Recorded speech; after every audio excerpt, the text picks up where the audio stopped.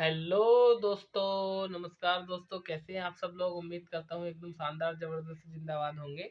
तो चलिए देर किस बात की, स्वागत है आपका अपना YouTube channel BPS education AR में। मैं वीरेंद्र प्रताप सिंह। तो जैसे कि आप यहाँ अपनी स्क्रीन पर देख पा रहे हैं कि मैंने प्रैक्टिस सेट शुरू कर दिया है। आज हम बात करेंगे कि जूनियर असिस्टेंट 5512 यानी सहायक कनिष्ठ भर्ती की हम बात कर रहे हैं। तो चलिए प्रैक्टिस सेट में कराते हो। 1 मिनट आपको मैं सिलेबस दिखा देता हूँ कि सिलेबस क्या है, प्रैक्टिस सेट में हम क्या करने वाले हैं। तो दोस्तों ये आपका सिलेबस है। जैसे हम बात करते हैं कि इसमें हिंदी प्रज्ञान और लेखन योग्यता यानी 30 क्वेश्चन हिंदी के आएंगे, 30 अंक मिलेंगे, उसके 30 नंबर। सामान्य बुद्धि परीक्षण यानी रीजनिंग के 15 क्वेश्चन 15 नंबर, और सामान्य जानकारी यानी जीके जीएस के 20 क्वेश्चन 20 नंबर, और कंप्यूटर से संबंधित 15 क्वेश्चन आएंगे 15 नंबर के, और उत्तर प्रदेश से संबंधित यानी उत्तर प्रदेश का जीके आएगा 20 क्वेश्चन 20 नंबर। यानी आपके 100 क्वेश्चन होंगे और 100 ही नंबर आपको मिलेंगे। 1 घंटा 20 मिनट यानी 2 घंटे का समय आपको इस पेपर को करने के लिए मिलेगा। ठीक है, तो चलिए किस तरह से आपका पेपर आएगा जूनियर असिस्टेंट का, जो 5512 वाली भर्ती है, उस पर हम चर्चा करते हैं। तो शुरुआत करते हैं आज के प्रैक्टिस सेट की। और प्रैक्टिस सेट का पहला क्वेश्चन इस प्रकार है कि पहला क्वेश्चन जैसे कि आप अपनी स्क्रीन पर देख पा रहे होंगे, इसमें कहा है कि आधुनिक भारतीय भाषाओं का विकास किससे हुआ है। तो भैया आधुनिक भारतीय विकास भाषाओं का जो विकास हुआ है वो अपभ्रंश से हुआ है। ऑप्शन नंबर ए आपका राइट आंसर हो जाएगा। वही हम बात करें क्वेश्चन नंबर 2 की, तो इसमें कहा है देवनागरी लिपि में स्वरों की संख्या कितनी है। मतलब जिसे हम पढ़ रहे हैं बोल रहे हैं, ये जो आपके सामने लिखी हुई दिख रही है ये देवनागरी लिपि है। तो इसमें स्वरों की संख्या 11 है।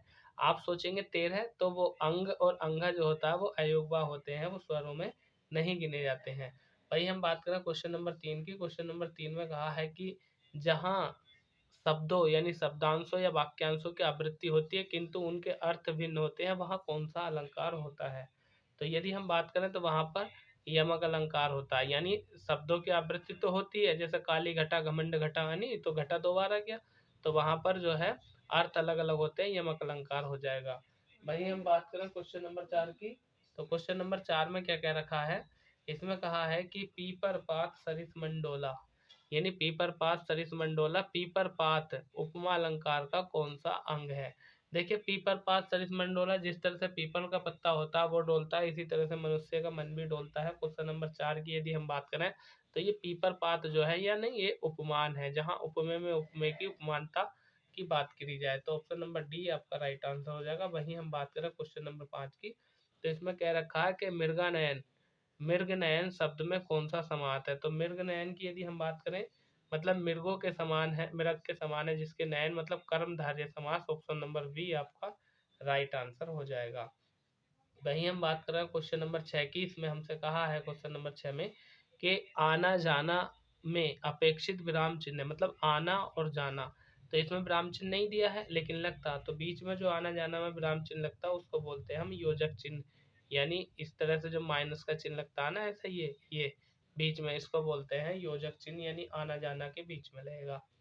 आगे हम बात कर रहे हैं क्वेश्चन नंबर 6 की। क्वेश्चन नंबर 6 में कहा है कि स्वदेशीय, ठीक है ना, स्वदेशीय शब्द का सही संधि विच्छेद कौन सा होगा। तो ये जो स्वदेशीय शब्द दिया है, इसके संधि विच्छेद की यदि हम बात करें तो स प्लस उद्देश्य, यानी ऑप्शन नंबर डी आपका राइट आंसर हो जाएगा। आगे बात करें नेक्स्ट क्वेश्चन की। क्वेश्चन नंबर 8, इसमें हमसे पूछा है क्या कि पत्र के संबंध में निम्नलिखित में से किसको अभिवादन कहते हैं। मतलब जो पत्र होता है, पत्र के संबंध में जब हम अभिवादन करते हैं तो वो किसको कहते हैं। क्वेश्चन नंबर 8 की यदि हम बात करें तो इसका राइट आंसर हो जाएगा अभिवादन के रूप में शुभाशीष, यानी ऑप्शन नंबर बी आपका राइट आंसर हो जाएगा। वहीं हम बात करें क्वेश्चन नंबर 9 की। तो क्वेश्चन नंबर 9 में हमसे पूछा है कि ये बताइए को से किस कारक चिन्ह का बोध होता है। देखिए कर्ता ने कर्म को, तो ये आपका कर्म कारक का वो है, विभक्ति चिन्ह है, कौन, यानी को। तो आपका 9 का आंसर हो जाएगा ऑप्शन नंबर ए। आगे हम बात कर रहे हैं क्वेश्चन नंबर 10 यानी 10वां क्वेश्चन जो है, इसमें क्या कहा हमसे, बच्चा गया इस वाक्य में प्रयुक्त काल पहचाने, मतलब बच्चा गया, तो ये कौन से काल की बात हो गई। तो बच्चा गया भैया ये सामान्य रूप से सामान्य भूतकाल की बात हो गई। तो ऑप्शन नंबर ए आपका राइट आंसर हो जाएगा। वही हम बात करें क्वेश्चन नंबर 11 की। क्वेश्चन नंबर 11 में हमसे कहा है कि कल तापमान अधिक होगा, इस वाक्य का हल पहचानिए। ठीक है, इस वाक्य का काल पहचानिए। सॉरी मैंने हल पढ़ दिया काल। दोस्तों देखो एक बात करूं, जैसे कि आप जानते हैं यहाँ पर एक प्रश्न है, उसके 4 ऑप्शन दिए हैं, तो मैं भी चारों ऑप्शन के बारे में व्याख्या कर दूंगा। लेकिन पता है क्या, प्रैक्टिस सेट लंबा हो जाएगा। मैं चाहता हूँ 100 क्वेश्चन आपके 1 घंटे में, हद से हद 1 घंटा या 1 घंटे से कम समय में खत्म हो जाए। जिसमें रीजनिंग का क्वेश्चन भी है, वो हल भी करने हैं, हिंदी के हैं, कंप्यूटर के हैं, जीके के हैं, यूपी के हैं ना। तो मैं केवल ऑन द पॉइंट बात कर रहा हूँ। अभी जरा रुको, देखो आगे अभी क्या होता है। तो कल तापमान अधिक होगा, इस वाक्य का काल पहचानिए। ठीक है, तो भैया ये भविष्य काल हो गया आपका, यानी बात आगे की कर रहा है, भविष्य की कर रहा है, कल की कर रहा है, जो आने वाला कल है। भाई हम बात करें क्वेश्चन नंबर 12 की, तो क्वेश्चन नंबर 12 में क्या कहा, जरा इसको भी ध्यान पूर्वक पढ़ लीजिए। इसमें कहा है कि निम्नलिखित वाक्य में कोष्टक में दिए गए शब्द का उपवाक्य का नाम बताइए। क्या, रुपेश ही प्रथम आएगा क्योंकि वह बहुत मेहनती है। ये जो बहुत मेहनती है, इसके बारे में पूछा, कह रहे हैं ना कोष्टक में दिए गए शब्द के उपवाक्य का नाम बताइए। तो बहुत मेहनती है, ये क्या है, इसके बारे में हम बताना। क्वेश्चन नंबर 12 की यदि हम बात करें, तो क्रिया विशेषण उपवाक्य है ये, यानी क्रिया की विशेषता बताने वाला क्रिया विशेषण कहलाता है। नेक्स्ट क्वेश्चन की तरफ चलते हैं। वहीं हम बात करें क्वेश्चन नंबर 13 की, तो इसमें कहा है कि सीमांत पकोड़े खा रहा है, रेखांकित वाक्य में क्रिया का भेद बताओ। मतलब सीमांत पकोड़े खा रहा है, इसमें पूछा है। तो देखिए सीमांत लड़का हो गया, और क्या खा रहा, पकोड़े। पकोड़े क्या हो गया, कर्म, तो सकर्मक क्रिया का ये उदाहरण हो गया। क्वेश्चन नंबर 14 की यदि हम बात करें, इसमें कहा निम्नलिखित में से कौन सी रचना तुलसीदास की नहीं है। मतलब तुलसीदास की इनमें से कौन सी रचना नहीं है, ये हमसे पूछा गया है। तो देखिए रामचरितमानस तुलसीदास की है, श्री कृष्ण गीतावली तुलसीदास की है, और गीतावली तुलसीदास की। लेकिन भक्तमल की यदि हम बात करें, तो ये भक्तमल जो है आपकी तुलसीदास की रचना नहीं है। चलिए अच्छा आप बताइए, कमेंट बॉक्स में बता दीजिए कि भक्तमल रचना किसकी है, इसके लेखक कौन है। नेक्स्ट क्वेश्चन की बात करते हैं, क्वेश्चन नंबर 15। इसमें हमसे कहा है कि दिए गए वाक्य में रेखांकित अंश को प्रतिस्थापित करने के लिए लाए सर्वाधिक उपयुक्त विकल्प का चयन कीजिए। यानी लोग बड़ी मात्रा में जमा हो गए हैं, तो मतलब लोग बड़ी मात्रा में जमा हो गए हैं, तो यहाँ क्या है, ये संख्या बता रहे हैं ना, लोगों की संख्या होती है ना, बड़ी बड़ी मात्रा में, तो संख्यावाचक वाक्य हो गया। आगे हम बात कर रहे हैं क्वेश्चन नंबर 16 की। इसमें हमसे पूछा है विलोम की दृष्टि से निम्नलिखित में से एक सही युग्म है। तो भैया विलोम की दृष्टि से कौन सा सही युग्म है, तो देखिए तांडव मांडव, ये दोनों एक दूसरे के विलोम है। ऑप्शन नंबर ए आपका राइट आंसर हो जाएगा, बाकी सारे ऑप्शन गलत है। क्वेश्चन नंबर 16 की बात करें, तांडव मांडव, अरे नहीं भाई ये नहीं होगा, ये होगा, इसका वी होगा, ये होगा इसका अनरत और रीति, ये ऑप्शन आपका सही है, ये वाला गलत है। तो 16 का वी राइट आंसर हो जाएगा। ठीक है, आगे हम बात कर रहे हैं क्वेश्चन नंबर 17 की। 17 में कहा है किस विकल्प के सभी शब्द परस्पर पर्यायवाची हैं। ठीक है, यदि हम बात करें क्वेश्चन नंबर 17 की, तो देखिए बदन शरीर को कहते हैं, आनत और आस्या ये सब शरीर के पर्यायवाची है, इसलिए ये सब ठीक है। अब यदि हम बात करें तो कानन जंगल का हो गया, कंचन सोना चांदी, ये सब अलग अलग है, अलग अलग के दे रखे हैं, तो ये सब एक दूसरे के पर्यायवाची है। 17 का आंसर हो जाएगा ऑप्शन नंबर बी। वहीं हम बात करें क्वेश्चन नंबर 18 की। 18 में हमसे कहा है, क्या कहा है कि कोहली द्वारा शतक लगाया गया, इस वाक्य में कृत वाच्य में रूपांतरित वाक्य क्या होगा। मतलब कोहली द्वारा शतक लगाया गया, क्वेश्चन नंबर 18 की हम बात कर रहे हैं, तो कृत वाच्य कह रहा है, तो कोहली ने शतक लगाया, यानी जिसमें कर्ता प्रधान होता है उसे कृतवाच्य कहते हैं, जिसमें कर्म प्रधान होता है उसे कर्मवाच्य कहते हैं। क्वेश्चन नंबर 19 की यदि हम बात करें, तो 19 में कहा है इति इति का सही अर्थ बताओ। मतलब ये वाला जो इति है और ये वाला जो इति है, इसका सही अर्थ बताना। क्वेश्चन नंबर 19 की यदि हम बात करें, तो जो पहले वाला इति है इसका अर्थ होता है समाप्ति, और दूसरे का होता है विघ्न, यानी ऑप्शन नंबर डी आपका राइट आंसर हो जाएगा। आगे हम बात कर रहे हैं नेक्स्ट क्वेश्चन की, क्वेश्चन नंबर 20। इसमें क्या कहा है, अलंकार, अलंकार शब्द में किस उपसर्ग का प्रयोग है। तो देखिए ये इसका अगर हम संधि विच्छेद करेंगे ना, तो क्वेश्चन नंबर 20 की बात करें तो क्या बने, अलम धम कार, अलम धन कार, तो अलम जो है इसमें उपसर्ग है, और यही हमसे पूछा है। क्वेश्चन नंबर 21 की यदि हम बात करें, तो 21 में हमसे क्या कहा है कि संज्ञा से विशेषण के लिए इनमें से कौन सा सही है। मतलब संज्ञा से अगर हम विशेषण बनाएंगे तो कौन सी बात सही है, क्वेश्चन नंबर 21 की हम बात कर रहे हैं। तो इसका राइट आंसर हो जाएगा, यानी भय से बनेगा भयानक, ये सही है, बाकी जो दे रखे हैं ना तीनों, ये सब गलत है। ठीक है, नेक्स्ट क्वेश्चन की बात करते हैं, क्वेश्चन नंबर 23 की। इसमें क्या कहा हमसे, 23 में कहा है कि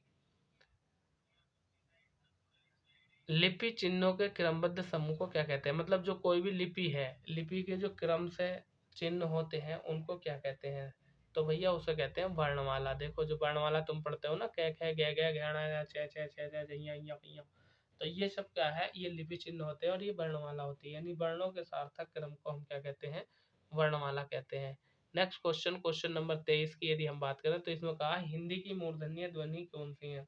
तो भैया हिंदी की मूर्धन्य ध्वनि की यदि हम बात करें तो वो आपका ट वर्ग होता है, यानी टे ठे डे डे ण, ये मूर्धन्य है। ठीक है, आगे हम बात कर रहे हैं क्वेश्चन नंबर 24 की। 24 में कहा है हमसे, देखिए हिंदी के 30 क्वेश्चन आएंगे दोस्तों। ठीक है, क्वेश्चन नंबर 24 में हमसे कहा है कि निम्न में से कौन सा वर्ण अघोष है? तो अघोष की यदि हम बात करें क्वेश्चन नंबर 24 की, तो ए हो जाएगा, यानी पहला तीसरा वर्ण जो होते हैं ना हर वर्ग के, ये होते हैं अघोष, और दूसरा चौथा होते हैं सघोष। नेक्स्ट क्वेश्चन की हम बात करते हैं, क्वेश्चन नंबर 25। 25 में हमसे कहा है कि पीने की इच्छा को क्या कहते हैं? तो भैया पीने की इच्छा कहलाती है आपकी पिपासा। ठीक है, विपासा नहीं है, विपासा बसु तो हीरोइन है। देखिए आगे क्या कहा, अपठित गद्यांश, यानी क्वेश्चन नंबर 26 से लेकर 30 तक को आपको ये गद्यांश पढ़ना है, और गद्यांश पढ़ने के बाद नीचे कुछ क्वेश्चन दिए गए हैं, उनके उत्तर आपको बताने हैं। ठीक है, देखिए कैसे करेंगे। यदि हम बात करें क्वेश्चन नंबर 25, 26, 27, 28, 29, 30, यानी ये जो है आपको 5 क्वेश्चन करने हैं इसमें। तो आप इसका स्क्रीनशॉट ले लो भैया, क्योंकि टाइम बहुत लगेगा इसको पढ़ के समझाने में, और ये तो हल्का है, आराम से हो जाता है। जैसे मैं आपको एक क्वेश्चन करके दिखा देता हूँ। क्वेश्चन नंबर 26 की हम बात करेंगे। देखो इसका स्क्रीनशॉट ले लो पहले, और नीचे दे रखा है देखो क्वेश्चन नंबर 26 की हम बात कर रहे हैं। मैं क्वेश्चन 26 करके दिखा देता हूँ आपको। देखो जैसे 26 में हमसे कह रखा कि किस दृष्टि से 6 देश भारत से बड़े हैं? तो देखिए इसमें बात की गई है जनसंख्या की। ठीक है ना, ये कह रहा है क्या, देखो ये कह रहा है 6 देश भारत से बड़े हैं, चीन की आबादी सबसे अधिक है, इसके बाद भारत बड़ी जनसंख्या वाला देश है। तो मतलब कुल मिलाकर के जनसंख्या की बात कह रहा है यहाँ पर। तो यहाँ हम बात करें क्वेश्चन नंबर 26 की, तो 26 का राइट आंसर हो जाएगा ऑप्शन नंबर ए। तो इसी तरह से दोस्तों, इसका आपने स्क्रीनशॉट नहीं लिया हो तो लो ले लो। इसका स्क्रीनशॉट लेने के बाद आप जो है इन क्वेश्चनों का आंसर दो। 26 मैंने बता दिया आपको, 27 करना, 28 करना, 29 करना, 30 करना। ठीक है, जल्दी से स्क्रीनशॉट ले लो, निकालो। चलिए और लो, 30, 31 का भी लो स्क्रीनशॉट। ठीक है, 30 तक आपको करने थे, 31वां क्वेश्चन मैं कराऊंगा। ठीक है, 31वें क्वेश्चन की अगर हम बात करें तो 31 में क्या कहा, जरा ध्यानपूर्वक सुन लीजिए। 31 में कहा है कि ये कथन दिया है और नीचे निष्कर्ष दिया है, तो हमें कथन और निष्कर्ष से आंसर देना है कि कौन सा सही है, पहला सही है, दूसरा सही है, तीसरा सही है, या चौथा सही है। ठीक है, देखिए ध्यान दीजिए, हम बात कर रहे हैं यहाँ से क्वेश्चन नंबर 31 की। 31 में क्या कह रहा है, ये कह रहा है सभी विमान रेलगाड़ियां हैं, मतलब सभी विमान रेलगाड़ियां हैं, और कह रहा है कुछ रेलगाड़ियां कुर्सी हैं। तो इसका निष्कर्ष क्या निकलेगा? तो इसका निष्कर्ष निकलेगा आपका ऑप्शन नंबर सी, यानी कुछ कुर्सियां रेलगाड़ियां। आप कैसे करेंगे, देखिए मैं आपको करके भी दिखा देता हूँ। ये रीजनिंग का क्वेश्चन है। तो देखो हमसे कहा था कि ये जो विमान है ना, ये सभी विमान क्या है, रेलगाड़ियां हैं। तो ये हमने पहले विमान बनाए, फिर सभी विमान क्या बना दिए, रेलगाड़ियां, और फिर कह रहा कुछ रेलगाड़ियां क्या है, कुर्सियां हैं। देखो यदि हम बात करें तो जब हम बाहर से अंदर को जाएंगे, तो बाहर से अंदर को जाने पर हमें कुछ मिलेगा, और जब अंदर से हम बाहर को आएंगे तो हमें कुछ भी मिलता है और सब भी मिलता है। तो ऑप्शन नंबर यदि हम बात करें तो तीसरा और चौथा अनुसरण करते हैं। देखो दोबारा देख लो क्वेश्चन। तो भैया यहाँ पर जो निकलेगा आपका ऑप्शन, यानी तीसरा भी निकलेगा और चौथा भी निकलेगा। ठीक है, दोनों निकलेंगे, दोबारा पढ़ कर देख लो, स्क्रीनशॉट ले लो इसका। तो इसका हो जाएगा आपका ऑप्शन नंबर सी, यानी केवल तीसरा और चौथा अनुसरण करते हैं। चलिए अगले क्वेश्चन की तरफ चलते हैं।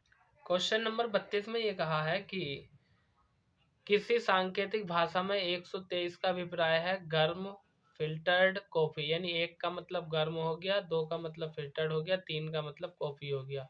वहीं 356 से अभिप्राय है कि बहुत गर्म दिन, यानी तीन का मतलब बहुत हो गया, पाँच का मतलब गर्म हो गया, छः का मतलब हो गया दिन।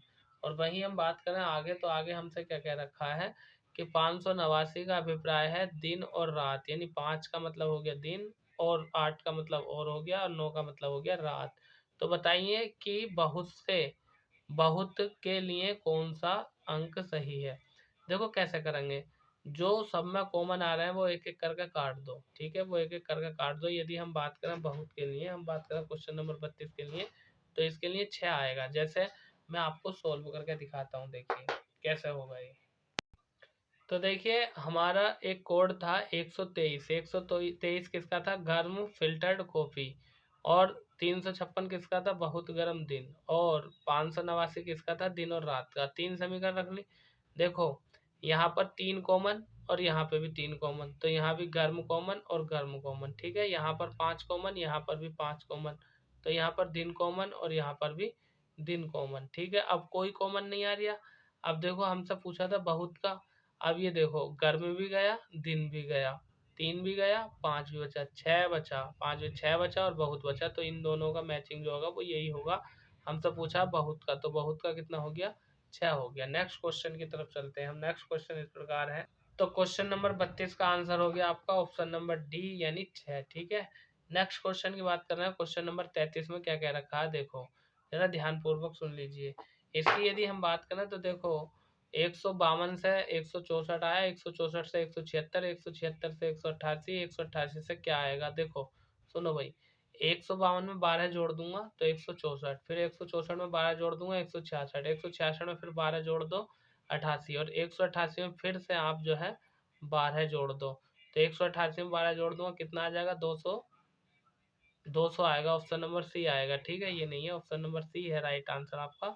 और 200 में फिर जो 12 जोड़ दूंगा तो कितना आ जाएगा, 212। नेक्स्ट क्वेश्चन की बात करते हैं, क्वेश्चन नंबर 34 की। 34 में कह रखा है हमसे क्या, कि दी गई आकृति में कितने त्रिभुज हैं। मतलब हमें जो है ये जो आकृति दी है इसमें हमें त्रिभुज बताने हैं गिन करके कि कितने त्रिभुज हैं। तो देखो भैया गिनना शुरू कर दो। क्वेश्चन नंबर 34 की यदि हम बात करें, जब आप त्रिभुज गिनेंगे तो इसमें मेरे ख्याल से लगभग 9 त्रिभुज आएंगे। देखो 1 2 और एक ये पूरा 3 हो गया, फिर 1 2 3, 3 और 3 कितना हो गया 6, और एक ये पूरा बन गया है 7, ठीक है। एक यहाँ से है तक 8 और एक यहाँ से है तक कितना बनेगा, तो 9 त्रिभुज बनेंगे। क्वेश्चन नंबर 35 की यदि हम बात करें तो 35 में क्या कहा है भैया, कथन और निष्कर्ष वाला है। देखो यहाँ से पढ़ना शुरू करो। क्वेश्चन नंबर 35 की यदि हम बात करें, कथन दिया हमें क्या, क्वेश्चन नंबर 35 की बात कर रहे हैं हम।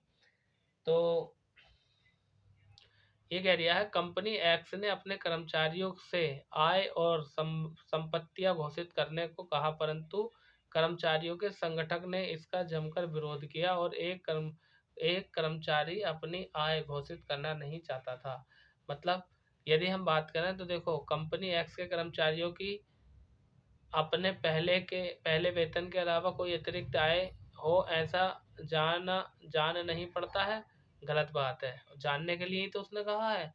ये यदि हम बात करें तो दूसरे में क्या कह रहा है, दूसरे में हमसे ये कह रहा है कि कर्मचारियों का संगठन चाहता है कि वे पहले सभी वरिष्ठ अधिकारी अपनी आय की घोषणा करें। तो ये भी गलत है, मतलब दोनों गलत है। क्वेश्चन नंबर 35 की यदि हम बात करें तो ना तो इसका एक सही है ना ही दूसरा सही है, तो ऑप्शन नंबर डी आपका राइट आंसर हो जाएगा। ना तो पहला ना ही दूसरा अनुसरण करता है, ठीक है। क्वेश्चन नंबर नेक्स्ट 36 में हमसे कहा नीचे दिए गए शब्दों के अर्थपूर्ण क्रम को व्यवस्थित कीजिए, ठीक है। यानी ये गरीबी है, जनसंख्या है, मृत्यु है, बीमारी, बेरोजगारी, तो इसमें कौन आएगा, मतलब अर्थपूर्ण क्रम में बताना हमें इसके। देखिए 36 की यदि मैं बात करूं तो इसमें सबसे पहला क्या आएगा ये देख लीजिए। तो भैया सबसे पहले 36 की यदि हम बात करें तो सबसे पहले आएगी जनसंख्या। जब जनसंख्या बढ़ेगी तो भैया बेरोजगारी बढ़ेगी, यानी दूसरा और चौथा देख लो किसमें है। इसमें दूसरा चौथा ये हैगा, दूसरा चौथा ये मिल गया, ठीक है। कैसे देखो, पहले जनसंख्या वृद्धि होगी, जब जनसंख्या में वृद्धि होगी तो बेरोजगारी बढ़ेगी, और जब बेरोजगारी होगी तो गरीबी आएगी, और जब गरीबी आएगी तो भैया लोग बीमार होंगे, और बीमार होने के बाद मर जाएंगे यानी मृत्यु। ऑप्शन नंबर सी आपका राइट आंसर हो जाएगा। वही हम बात करें क्वेश्चन नंबर 37 की, तो 37 में हमसे पूछा कि खाली जगह में क्या आएगा, ठीक है। तो देखो ये है, ठीक है। यहाँ हमें बताना है क्वेश्चन नंबर 37 में जो ये क्वेश्चन मार्क दे रखा है ये यहाँ पर ये इसकी जगह क्या आएगा। तो देखो लगाओ कौन सी ट्रिक लगेगी इसमें। तो देखिए मैं बताता हूँ कैसे करा इन्होंने। देखो 2 की गुणा, इसकी गुणा करो इससे, ठीक है। हम 2 की गुणा करेंगे किससे, 5 से। 2 की गुणा 5 से करी, 2 पंजे 10 और 10 में 4 जोड़ दिया, कितना आ गया 14। अब वैसे ही 3 की गुणा करो 3 से, कितना हो जाएगा, अरे रुक जा क्यों पिलर मार रहा है। 3 की गुणा करो 3 से, 3 तिया 9, 9 में 6 जोड़ देंगे 15। वैसे ही 2 की गुणा करो किससे, 7 से, तो 2 7 दूनी 14, 14 में 4 जोड़ देंगे तो 18 आ जाएगा। यहाँ पर ऑप्शन नंबर आपका बी राइट आंसर हो जाएगा।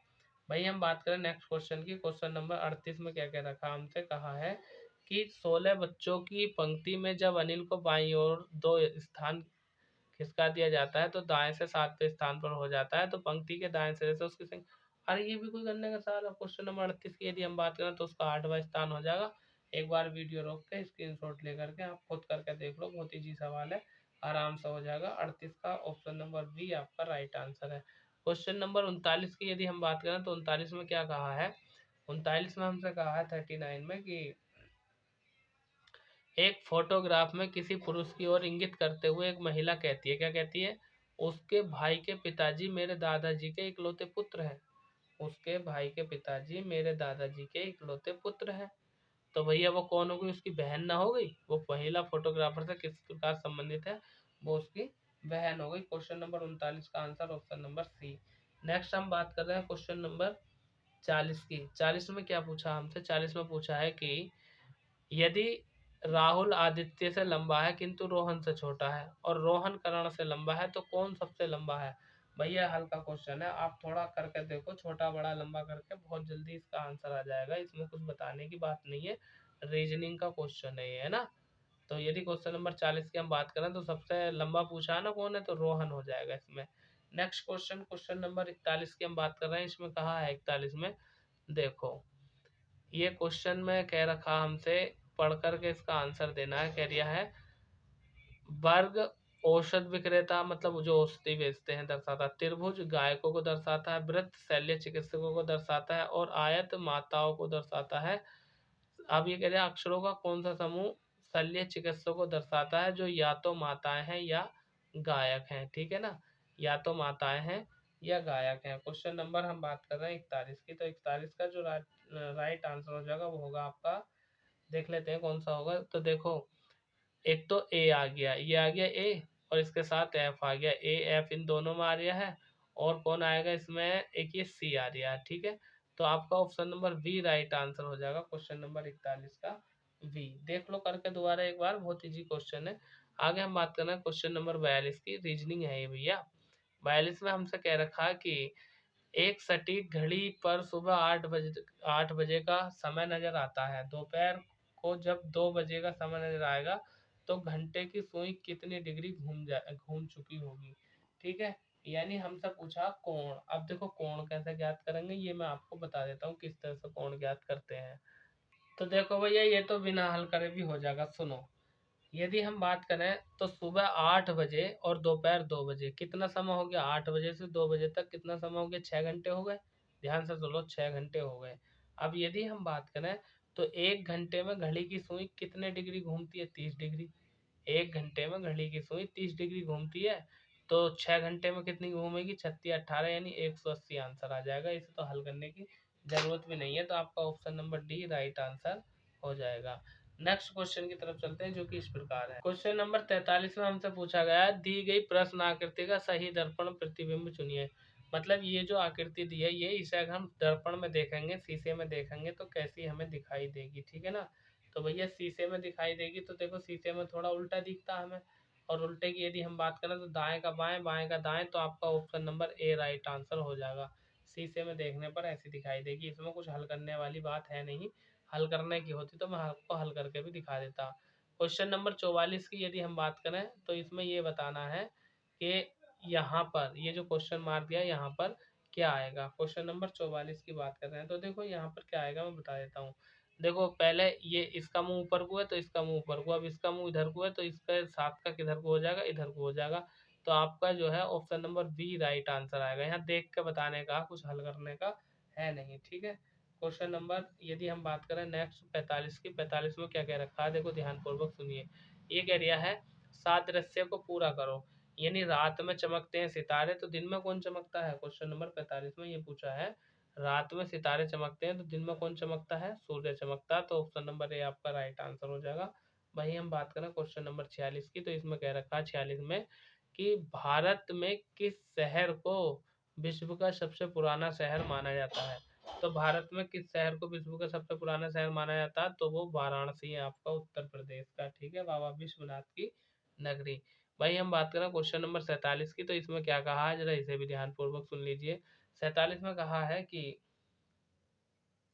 जैन धर्म में त्रिरत्न यानी 3 रत्न दिए जाते हैं और उन्हें निर्वाण का मार्ग कहा जाता है, वे क्या है। तो देखो, सम्यक विश्वास, सम्यक ज्ञान, सम्यक आचरण, यानी सही विश्वास, सही ज्ञान और सही आचरण। ऑप्शन नंबर डी आपका राइट आंसर यहाँ पर हो जाएगा। नेक्स्ट क्वेश्चन नंबर 48, इसमें कहा है विशाख दत्त द्वारा लिखित मुद्रा राक्षस कौन सी भाषा में लिखी गई है। तो विशाख दत्त ने जो ये पुस्तक लिखी है ना मुद्रा राक्षस, इसकी भाषा पूछ लिया हमसे, तो ये लिखी है भैया संस्कृत में। क्वेश्चन नंबर 49 इसमें कह रहा थोसे घर वाटरफॉल किस राज्य में है। तो थोसे घर वाटरफॉल की यदि मैं बात करूं तो ये आपका महाराष्ट्र राज्य में है।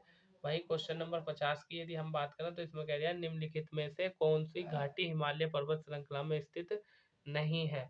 तो भैया ये जो आपकी अराकू हिमालय पर्वत श्रेणी में स्थित नहीं है, अराकू घाटी, बाकी तीनों घाटी हिमालय पर्वत श्रेणी में स्थित है। क्वेश्चन नंबर 51 की यदि हम बात करें तो 51 में हमसे पूछा है, क्या पूछा है कि पश्चिम घाट का सर्वोच्च शिखर यानी पश्चिम घाट की सबसे ऊंची चोटी है वह अन्नाईमुड़ी, शायद 2697 मीटर है, ठीक है ना।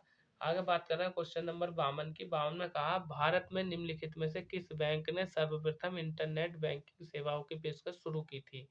यानी भारत के अंदर सबसे पहले वह कौन सी बैंक थी जिसने इंटरनेट सेवा शुरू की थी। तो ये थी भैया आपकी ICICI bank, option number C, ठीक है।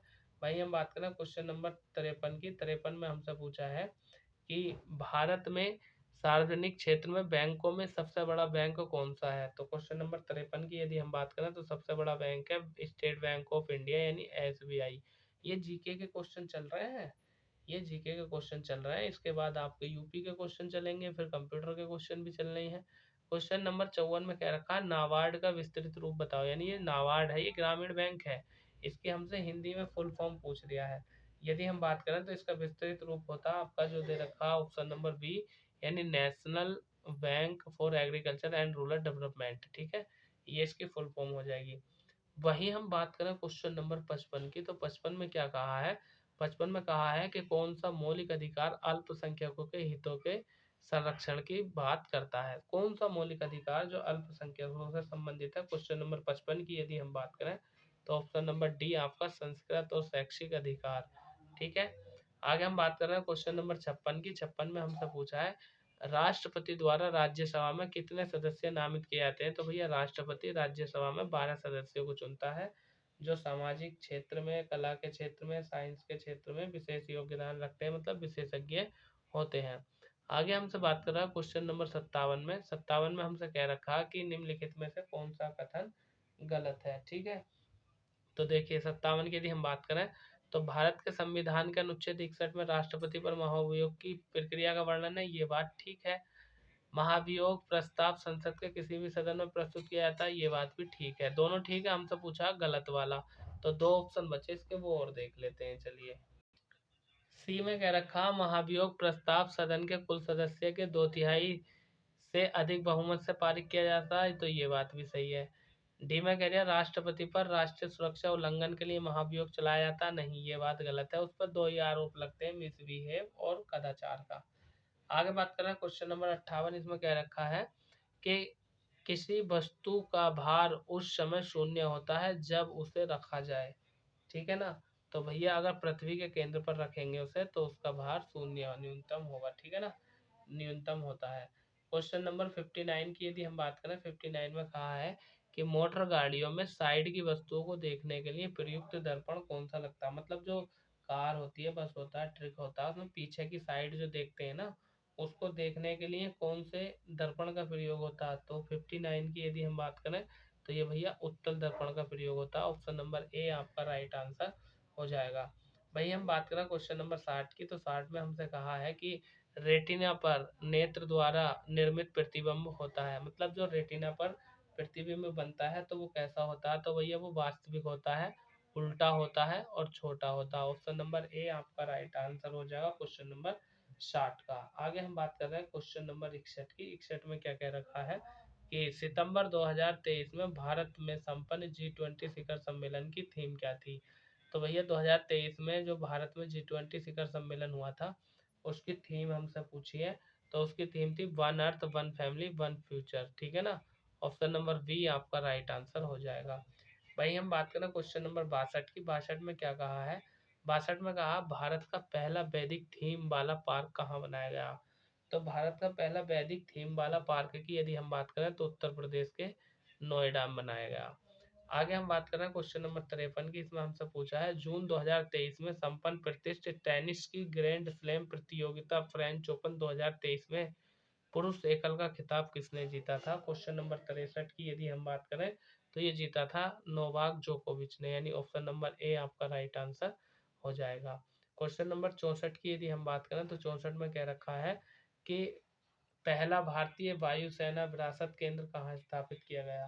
तो पहला भारतीय वायुसेना विरासत केंद्र की यदि हम बात करें तो ये चंडीगढ़ में स्थापित किया गया, यानी 64 का आंसर हो जाएगा ऑप्शन नंबर बी। वहीं हम बात करें क्वेश्चन नंबर 65 की। तो 65 में हमसे पूछा है कि कौन सा राज्य जल बजट तैयार करने वाला देश का पहला राज्य बन गया है। तो जल बजट तैयार करने वाला देश का पहले राज्य की यदि मैं बात करूं तो वो केरल है, option number C right answer हो जाएगा। क्वेश्चन नंबर 66 की यदि हम बात करें तो इसमें कहा है कि भारत ने सुपर कंप्यूटर परम निर्मित किया था। मतलब ये जो सुपर कंप्यूटर बना था परम, ये कहाँ बना था, ये हमसे पूछा क्वेश्चन नंबर 66 में। तो ये बना था पुणे में, जो महाराष्ट्र है ना, वहां पर एक शहर पड़ता है पुणे। आगे हम बात करें, कंप्यूटर के क्वेश्चन शुरू हो गए, देखो 65 के बाद कंप्यूटर के क्वेश्चन शुरू हो गए। नेक्स्ट क्वेश्चन नंबर 67 की यदि हम बात करें 67 की। तो इसमें हमसे पूछा है 67 में कि निम्न में से कंप्यूटर की विशेषता है। तो शुद्धता नहीं, विश्वसनीयता नहीं, ये सभी नहीं है। 67 की बात कर रहे हैं हम, है शुद्ध बात करता है, विश्वास भी दिलाता है, गति भी पकड़ता है, यानी सभी बातें सही हैं। नेक्स्ट क्वेश्चन की तरफ चलते हैं दोस्तों। 68 में हमसे कहा है कि सीपीयू का निष्पादन प्राय किसमें मापा जाता है। मतलब जो सीपीयू होता है उसकी गति की मापने की यदि हम बात करें क्वेश्चन नंबर 68 की, तो वो वी यानी MHz यानी मेगा हर्ट्ज में मापी जाती है। कंप्यूटर किस प्रकार की भाषा समझता है, मतलब कंप्यूटर किस प्रकार की भाषा को समझता है। तो ऑप्शन नंबर सी, यानी ये तो मशीनी भाषा को समझता है, क्योंकि खुद भी तो अपने में एक मशीन है। क्वेश्चन नंबर 70 की यदि हम बात करें तो इसमें कहा है ग्रुपवेयर। ग्रुपवेयर होता है, मतलब ग्रुपवेयर क्या होता है, तो ये होता है आपका सॉफ्टवेयर है एक तरह का, ठीक है ना, ग्रुपवेयर। क्वेश्चन नंबर 71 की यदि हम बात करें तो 71 में हमसे कहा है लिनक्स एक ऑपरेटिंग सिस्टम है। मतलब जो लिनक्स है ये ऑपरेटिंग सिस्टम है, कैसा ऑपरेटिंग सिस्टम है यही हमें बताना है क्वेश्चन नंबर 71 में। तो ये भैया आपका ओपन सोर्स का एक सिस्टम है, कैसा ऑपरेटिंग सिस्टम। क्वेश्चन नंबर 72 की यदि हम बात करें तो इसमें क्या रखा है, निम्न में से कौन एक ऑपरेटिंग सिस्टम है। तो भैया 72 की यदि हम बात करें तो यूनिक्स ऑपरेटिंग सिस्टम है, जबकि जावा भाषा है, MS ऑफिस ये वह प्रोग्राम। आगे हम बात कर रहे हैं क्वेश्चन नंबर 73 की। इसमें कहा है इनमें से कौन सी कंप्यूटर भाषा नहीं है, ठीक है। क्वेश्चन नंबर 73 की, तो देखिए अंग्रेजी कंप्यूटर की भाषा नहीं है, बाकी फोर्टोन कोबोल और पास्कल ये कंप्यूटर की भाषा है। Option number D right answer है, अंग्रेजी नहीं है। आप सोच रहे होंगे अंग्रेजी में ज़्यादा काम होता, नहीं हिंदी में भी हो जाता है। क्वेश्चन नंबर 74, आपका फोन नहीं हो जाता क्या हिंदी में, बताओ। 74 की बात कर रहे हैं, इसमें कह दिया कौन सा केवल लाइट बीम के रूप में आंकड़ों को प्रदर्शित करता है। तो फाइबर ऑप्टिकल केबल यानी FOB, ये जो है आपका आंकड़ों को प्रदर्शित करता है लाइट बीम के रूप में। तो 74 का आंसर हो जाएगा ऑप्शन नंबर बी। वहीं हम बात करें क्वेश्चन नंबर 75 की। तो 75 में हमसे क्या कहा है, ये कह रिया है टेलीविजन ट्रांसमिशन निम्न में से किसका उदाहरण है। तो टेलीविजन ट्रांसमिशन किसका उदाहरण है, ये हमसे पूछा क्वेश्चन नंबर 75 में। तो ऑप्शन नंबर ए यानी simplex communication, option number A आपका राइट आंसर हो जाएगा, टेलीविजन ट्रांसमिशन की बात कर रहा। आगे हम बात करते हैं क्वेश्चन नंबर 76 की। 76 में हमसे कहा है कि इंटरनेट पर एक सूचना स्थल है जहां दस्तावेज और अन्य संसाधन संग्रहित है, क्या है। क्वेश्चन नंबर 76 की बात कर रहे हैं। तो भैया वर्ल्ड वाइड वेब यानी WW की यदि हम बात करें तो इंटरनेट पर एक सूचना स्थान है, यहाँ पर सर्च भी तो करते हैं ना, इसके द्वारा हमें सूचना मिलती है। आगे बात कर रहे हैं क्वेश्चन नंबर 77 की। इसमें क्या कहा है, इसमें कहा है हमसे कि वेब पेज एक दूसरे से किस माध्यम से जुड़े हैं। वेब पेज एक दूसरे से किस माध्यम से जुड़े हैं, तो भैया हाइपर लिंक से जुड़े हुए हैं आपके। क्वेश्चन नंबर 77 का आंसर ऑप्शन नंबर सी हो जाएगा। वही हम बात करें क्वेश्चन नंबर 78 की। 78 में हमसे पूछा है कि इनमें से कौन सा पेज मार्जिन का प्रकार नहीं है, मतलब कौन सा पेज है जो मार्जिन का प्रकार नहीं है। क्वेश्चन नंबर 78 की यदि हम बात करें तो ऑप्शन नंबर बी यानी मध्य जो है वो मार्जिन का प्रकार नहीं है, जबकि बाएं है, शीर्ष है, दाएं है, ठीक है ना, मार्जिन का प्रकार नहीं है। आगे हम बात कर रहे हैं, मतलब मार्जिन ये होता है जो अलाइनमेंट होते हैं जिन्हें हम लिखते हैं शब्दों को, ठीक है। क्वेश्चन नंबर हम बात कर रहे हैं 79 की। 79 में क्या कहा, जरा ध्यान दीजिए। इसमें हमसे कहा है कि एमएस वर्ड में सिलेक्ट किए गए शब्द को सब्सक्रिप्ट करने के लिए शॉर्टकट की क्या होती है। तो जो एमएस वर्ड होता है उसमें जो हम सिलेक्ट करते हैं उसको सब्सक्रिप्ट करने के लिए शॉर्टकट की पूछ लिया है, और पूछ लिया हमसे 79 में। तो इसका आंसर हो जाएगा कंट्रोल प्लस बराबर का निशान, यानी ऑप्शन नंबर ए आपका राइट आंसर हो जाएगा। Next question, question number 80। 80 में हमसे कहा है कि कोड की स्क्रैम्बलिंग क्या कहलाती है। भैया कोई भी कोड होता है उसकी स्क्रैम्बलिंग की यदि हम बात करें तो इनफ्रिक्शन कहलाती है, ऑप्शन नंबर ए यानी इनक्रिप्शन। देखो दोस्तों 36 मिनट हुए और 36 मिनट में आपके 80 क्वेश्चन खत्म हो गए। बताओ इतनी फास्ट, इतनी तेज प्रैक्टिस सेट कोई कराएगा है। अब 20 क्वेश्चन बचे, ये बच्चे आपके यूपी जीके के। 10 मिनट में इनका सोपड़ा साफ कर देंगे।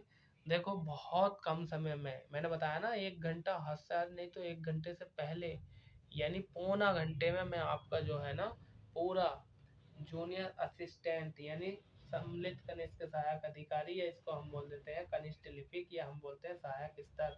यानी कहने का मतलब ये है कि जो कनिष्ठ है, सहायक है, जो आपका क्लर्क होता है, उसका प्रैक्टिस सेट हम निकाल रहे हैं 5512 वाली भर्ती का, जो 2024-25 में आपका एग्जाम होना बाकी है। दोस्तों मैं आपसे एक ही बात कहूँगा, और वो बात ये कहूँगा, यदि आप हमारे चैनल पर नए हैं और पहली बार आप हमारे चैनल से जुड़े हैं, तो आप जो है ना हमारे चैनल को सब्सक्राइब जरूर कर दीजिए प्लीज़, ये मेरी आपसे रिक्वेस्ट है। चैनल को सब्सक्राइब कर दीजिए, वीडियो को लाइक करके अपने दोस्तों में शेयर जरूर कर देना।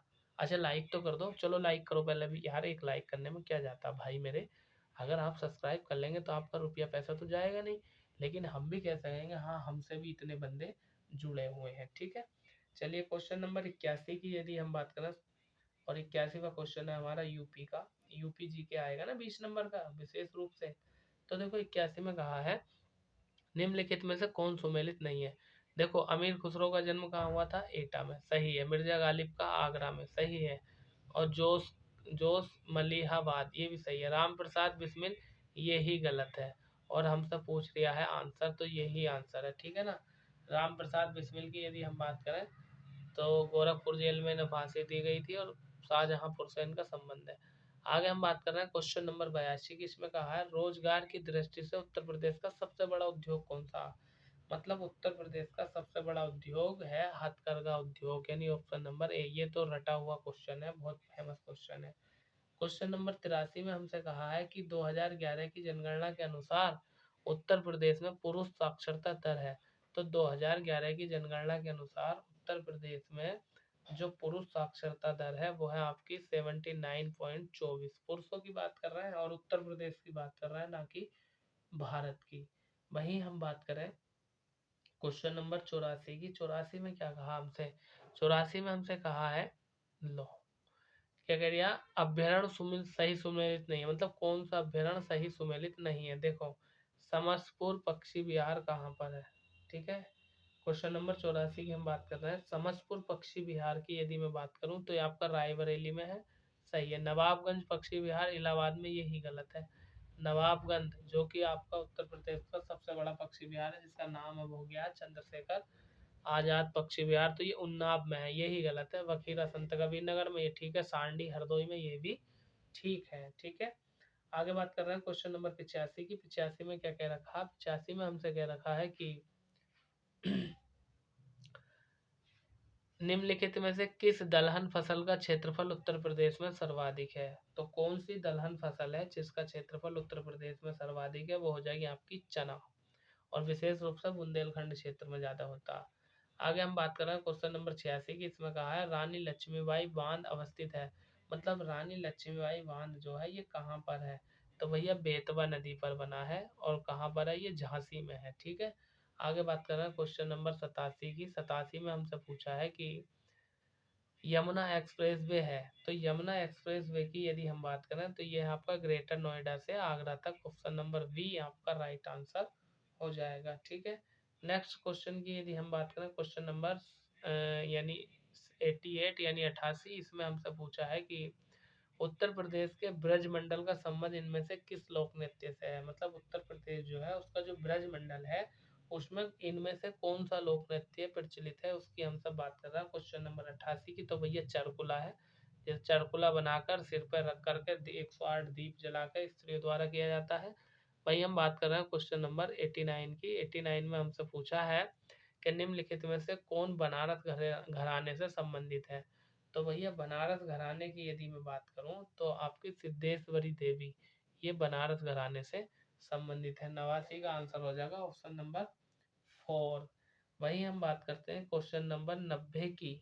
90 में सिद्धेश्वरी, एक सेकेंड एक सेकेंड, हाँ सिद्धेश्वरी ठीक है। यदि हम बात करें तो मोतीबाई भी तो,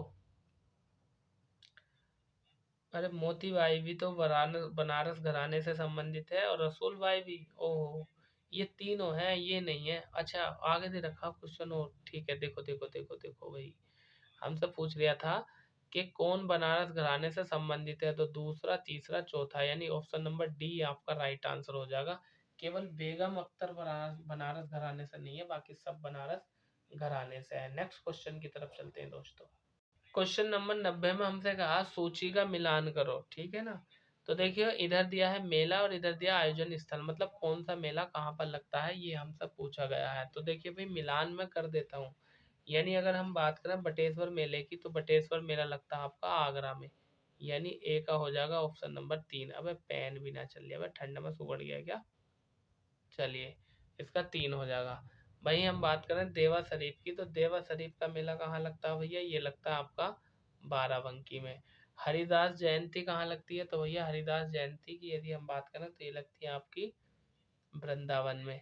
और नौचंदी मेला कहाँ लगता है आपका? नौचंदी मेला मेरठ में लगता है। यानी ए का तीसरा, बी का पहला। ए का तीसरा, बी का पहला, देखो कौन से ऑप्शन में? आपका ऑप्शन नंबर डी में है। ठीक है। दोबारा देख लो, पीछे को 10 सेकंड की वीडियो करके, है ना।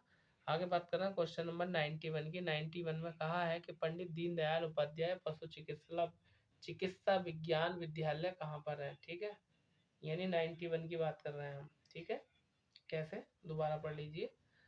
पंडित दीनदयाल उपाध्याय पशु चिकित्सा विज्ञान विश्वविद्यालय अवस्थित है, यानी कहाँ पर है? तो ये आपका मथुरा में है। Option number B right answer. भाई हम बात कर रहे हैं क्वेश्चन नंबर 92 की। 92 में कहा है उत्तर प्रदेश शासन ने संगीत रत्न पुरस्कार जिसकी स्मृति में प्रारंभ किया वे कौन है? मतलब उत्तर प्रदेश सरकार ने संगीत रत्न पुरस्कार जो शुरू किया है वो किसकी याद में किया है? क्वेश्चन नंबर 92 में यह पूछा है। तो उस्ताद बिस्मिल्लाह खां, ऑप्शन नंबर सी आपका राइट आंसर हो जाएगा। क्वेश्चन नंबर 93 की हम बात करें तो 93 में कहा है जुलाई 2023 में उत्तर प्रदेश के किस शहर में राष्ट्रीय शहीद स्मारक और राष्ट्रीय रेलवे सुरक्षा संग्रहालय का शुभारंभ किया गया? ठीक है। तो ये किया गया था आपका लखनऊ में, जो कि उत्तर प्रदेश की राजधानी है। वही हम बात कर रहे हैं क्वेश्चन नंबर 94 की। इसमें क्या कहा हमसे? इसमें कहा उत्तर प्रदेश में पहले महिला विश्वविद्यालय की स्थापना कहाँ की जाएगी? तो उत्तर प्रदेश में पहले महिला विश्वविद्यालय की स्थापना की यदि हम बात करें तो ये गोरखपुर में की जाएगी, जो कि वर्तमान में योगी आदित्यनाथ है उनका क्षेत्र है ना।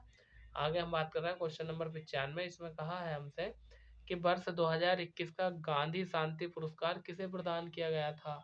वर्ष 2021 का गांधी शांति पुरस्कार की यदि मैं बात करूं तो ये दिया गया था गीता प्रेस को, और गीता प्रेस कहाँ की है? गोरखपुर में है।